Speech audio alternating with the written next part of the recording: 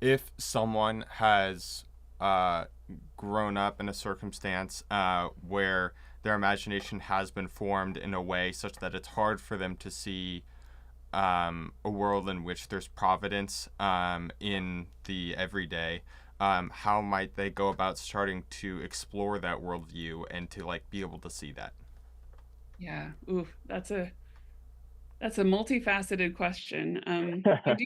I do think so the scriptures give us this beautiful vision. I would say the Psalms in particular. I grew up very secularized. I grew up in Canada. I went to a big public high school that was very sort of like the honor students were like almost exclusively atheists.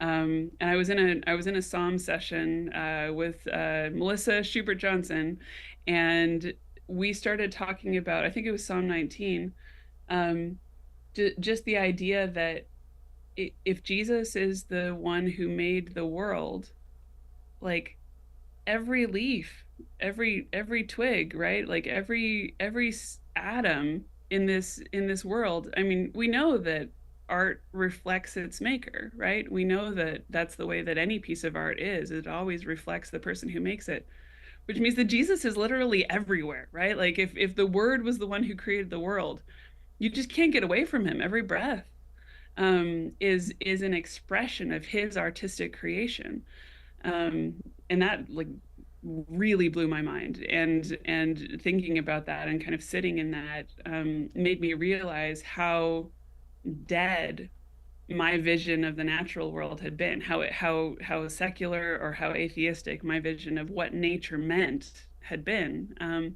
because I hadn't been thinking about it as being created in every single atom by Christ.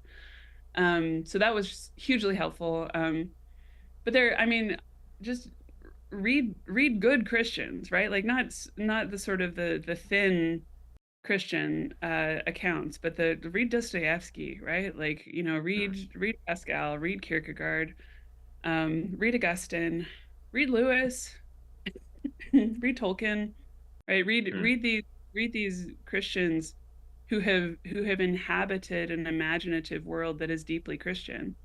And allow them to give you a vision, and read poetry, read Hopkins, right? Read John Donne. Those are ways of populating your imagination with things that are good and true and real.